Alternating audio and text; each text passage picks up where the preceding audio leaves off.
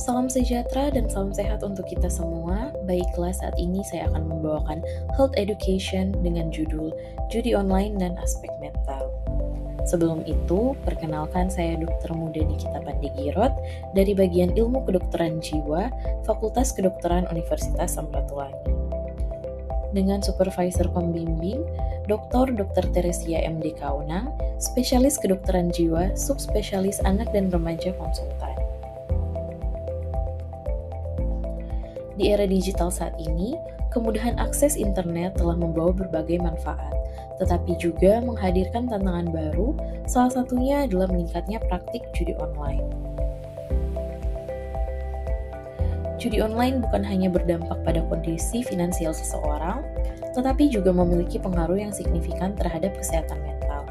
Oleh karena itu, penting bagi kita untuk memahami bagaimana judi online mempengaruhi aspek psikologis individu, mengenali tanda-tanda awal gangguan, serta mengetahui langkah pencegahan dan penanganan yang tepat.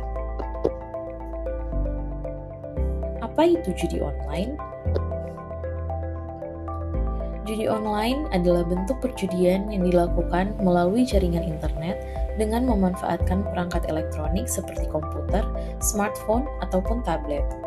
Secara umum, perjudian didefinisikan sebagai suatu kegiatan taruhan uang atau barang berharga pada suatu permainan atau peristiwa yang hasilnya bergantung terutama pada keberuntungan.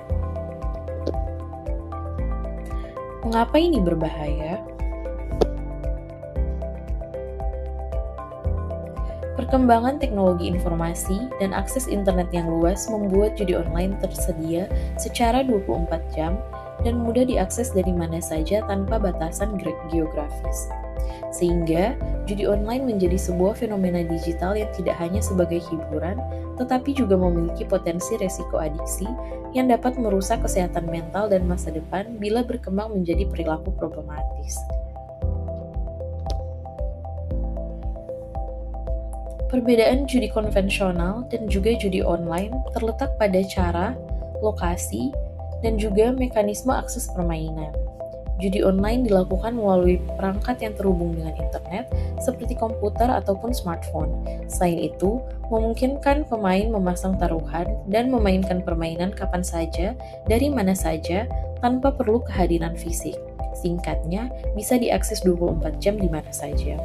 Judi online juga seringkali menggunakan sistem pembayaran digital atau mobile. Sebaliknya, judi offline atau konvensional memiliki keterbatasan lokasi dan jam operasional.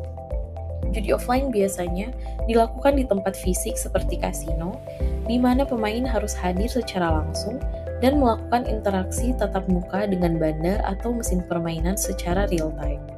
Selain itu, ada staf pengawas dan regulasi yang ketat, juga menggunakan sistem pembayaran uang tunai. Bagaimana judi online mempengaruhi otak? Judi online mempengaruhi otak melalui mekanisme sistem reward, behavioral addiction, dan perubahan fungsi kontrol diri. Secara neurobiologis, efeknya mirip dengan perilaku adiksi saat seseorang berjudi dan menang, ataupun ia hanya hampir menang, otak melepaskan dopamin di jalur mesolimbik, terutama dari ventral tegmental area atau VTA ke nucleus accumbens. Sistem ini adalah pusat rasa senang dan motivasi. Pada gangguan judi, aktivasi reward menjadi tidak seimbang sehingga menyebabkan sensitivitas terhadap hadiah meningkat dan respon terhadap kerugian menurun. Akibatnya, individu terdorong untuk terus berjudi meskipun mengalami kerugian berulang. Judi online menggunakan pola hadiah tidak terduga atau variable ratio schedule.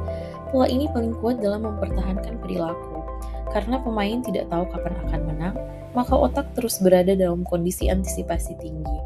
Ketidakpastian ini justru meningkatkan pelepasan dopamin dibandingkan dengan hadiah yang pasti, sehingga perilaku menjadi kompulsif.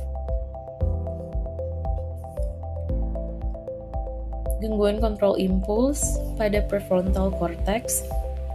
Nah, bagian otak depan atau prefrontal cortex ini berfungsi untuk pengambilan keputusan, perencanaan, dan kontrol impuls. Pada individu dengan kecanduan judi, Fungsi-fungsi tersebut akan mengalami penurunan yang mengakibatkan sulit berhenti meski sadar akan risikonya, mengambil keputusan impulsif, dan mengejar kerugian. Secara sederhana, rem otak melemah sementara gas reward semakin kuat. Kemudian terjadi distorsi kognitif, di mana judi online memicu pola pikir yang keliru seperti illusion of control atau merasa bisa mengendalikan hasil perjudian, gambler's fallacy, di mana individu percaya bahwa kekalahan beruntun berarti akan segera menang, dan juga overestimasi peluang menang. Distorsi ini memperkuat siklus kecanduan. Paparan kronis dapat menyebabkan perubahan sensitivitas dopamin, di mana terjadi toleransi sehingga membutuhkan taruhan yang lebih besar dari sebelumnya. Kemudian ada gejala withdrawal seperti gelisah atau irritable saat tidak berjudi. Lalu terjadi peningkatan risiko depresi, kecemasan, dan juga gangguan tidur. Dampak dari judi online yaitu dapat menyebabkan gangguan mental seperti depresi dan kecemasan, gangguan tidur dan stres kronis, penyalahgunaan zat, meningkatnya impulsivitas dan risiko bunuh diri pada kasus yang berat. Selain itu, judi online juga dapat memicu dampak sosial dan psikososial, di mana dapat menyebabkan konflik keluarga, bisa terjadi kekerasan dalam rumah tangga, kehilangan kepercayaan dan isolasi sosial, juga menyebabkan hutang dan kriminalitas. Bagaimana mencegahnya? Tentu saja kita harus menggunakan internet secara bijak, lalu tidak lupa kita harus meningkatkan literasi digital.